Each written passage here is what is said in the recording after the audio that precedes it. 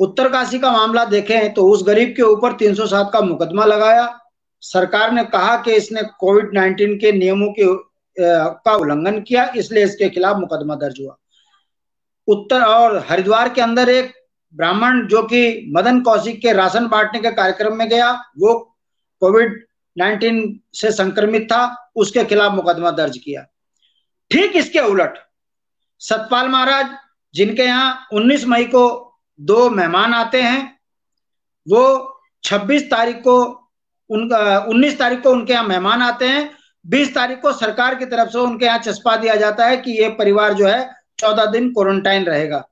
ऐसे में 26 तारीख को ये पुष्टि हो जाती है कि सतपाल महाराज जी के परिवार में जो 2 आए थे वो कोरोना पॉजिटिव है। मजे की बात देखिए, सतपाल महाराज जी 26 तारीख को कैबिनेट बैठक करते हैं, राशन भी अपने क्षेत्र में बांटते हैं, वो खुलेआम घूमते हैं।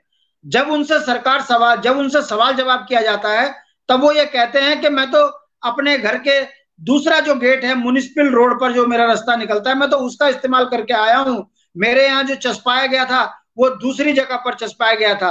ये बताता है कि सतपाल महाराज जी कितना बड़ा झूठ बोल रहे हैं।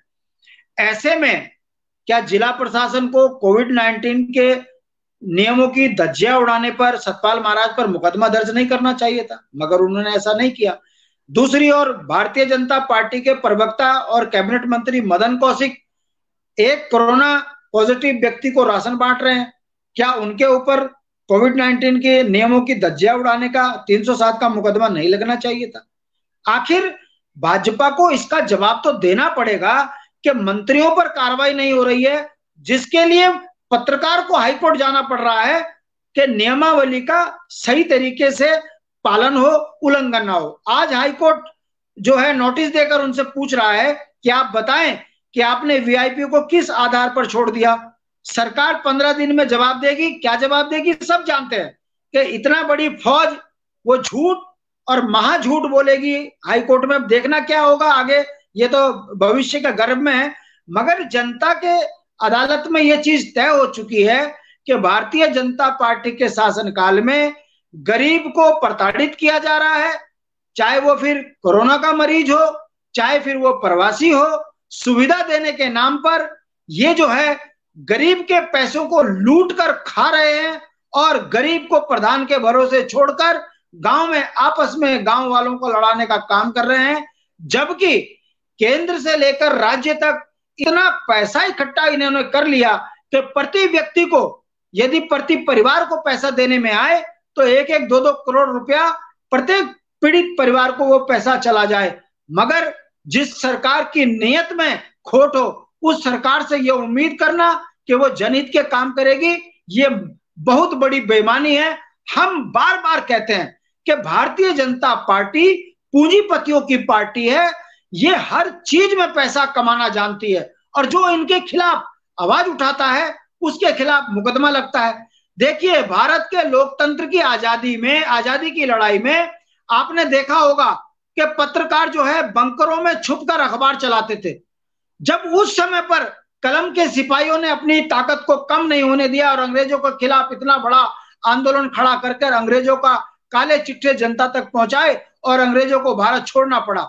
उसी तर्ज पर अगर आप उत्तराखंड आंदोलन में देखेंगे तो ऐसे उमेश जैसे पत्रकारों ने ही बड़ी ईमानदारी से अपने कलम के सिपाही की भूमिका निभाते हुए उत्तराखंड आंदोलन को ताकत दी और उत्तराखंड आजाद बना।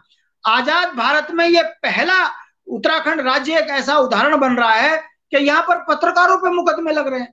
दुर्भाग्य की बात देखिए, वो उन पत्रकारों पे मुकदमे लग रहे हैं जो सरकार को आईना दिखाने का काम कर रहे हैं। देखिए, पत्रकार का काम होता है एक मुख्य विपक्ष की भूमिका निभाना, कि सरकार की नीतियों में कहीं कोई कमी होती है तो उसको जनता के बीच में लेके आना ताकि अपनी नीतियों में सरकार सुधार करे। मगर ये सरकार सुधार करने की बजाय पत्रकारों पे मुकदमा ठोकती है। आप देख लीजिए, 2 पत्रकार उत्तराखंड के अंदर ऐसे हैं, मुझे कहने में कोई गुरेज नहीं है, और भी कई पत्रकार होंगे, चाहे वो जय सिंह रावत जी हो, शिव प्रसाद सेमवाल हो, उमेश कुमार हो। ये वो पत्रकार हैं जिन्होंने अपनी पत्रकारिता में नजीर पेश करी है। उमेश भाई ने इतना बड़ा स्ट्रिंग खोल के दिखाया हरीश रावत सरकार का। बताइए, जिस सरकार का मुख्यमंत्री ये कहता हो कि मैं मुंह फेर लूंगा, उत्तराखंड को लूट लीजिए, तो क्या ये पत्रकार अपनी पत्रकारिता में ईमानदारी बरत रहा था, क्या इसको ब्लैकमेलर कहना चाहिए?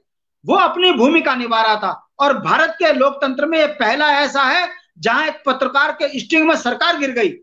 मगर दुर्भाग्य देखिए, कांग्रेस भी इस ऐसे ईमानदार पत्रकार को पसंद नहीं कर रही है, और भारतीय जनता पार्टी तो एक फूटी आंख से भी देखना पसंद नहीं कर रही है। और ये उस पत्रकार को आज ये कह रही है कि ये ड्रामेबाज है, ये नौटंकीबाज है। ये नौटंकीबाज जिसको ये बोल रहे हैं, वो पत्रकार अपने संसाधनों से, अपने मित्रों के माध्यम से उत्तराखंड के प्रवासियों को एयरलिफ्ट कर कर जो है देहरादून से गांव तक पहुंचाने का काम कर रहा है। उनको राशन मुहैया करा रहा है, पानी मुहैया करा रहा है, पैसा मुहैया करा रहा है, और पत्रकारिता में अपनी भूमिका को भी निभा रहा है। दूसरी ओर शिव प्रसाद सेमवाल का मैं आपको उदाहरण दे दूं, वो पत्रकार कलम का सिपाही जब सरकार के खिलाफ लिखता है उसको जेल भेज देते हैं, उमेश को जेल भेज देते हैं। हाई कोर्ट, सुप्रीम कोर्ट इन तमाम पत्रकारों को राहत देकर यह साबित कर रही है कि लोकतंत्र उत्तराखंड में खतरे में है, और वर्तमान सरकार पत्रकारों के साथ तानाशाहीपूर्ण व्यवहार कर रही है। आज अगर हाई कोर्ट, सुप्रीम कोर्ट ना हो तो पत्रकार तो लिखना भूल जाए। ऐसी स्थिति में, कोरोना के संकट में, यदि ये तमाम लोग जो समाज के जनहित के काम करते हैं, चाहे वो पत्रकार हो, चाहे फिर वो सामाजिक संगठन हो, सरकार इनके कार्यों की तारीफ ना कर यदि इनको अलग अलग नामों से संबोधित कर समाज के अंदर दुष्प्रचार करने का प्रयास करेगी, तो जनता इस बात को समझ रही है, जान रही है, देख रही है कि आने वाले समय में इन सरकारों के नुमाइंदों को जनता गांव से लेकर शहर तक उखाड़ कर बाहर फेंकेगी। और आने वाले समय में जो राज्य के प्रति वफादार होगा, वो किसी भी क्षेत्र, किसी भी कार्य का होगा, उसको जनता सर आंखों पर बैठाएगी। और ये तय मान के चलिए कि भारतीय जनता पार्टी राजनीतिक बेईमानी में उतर आई है। जनता इस बात को समझ रही है, जान रही है कि भाजपा केवल जुमले फेंकने में नंबर वन है, सुविधाएं देने में नाकाम है, और ऐसे बाहर करना चाहिए।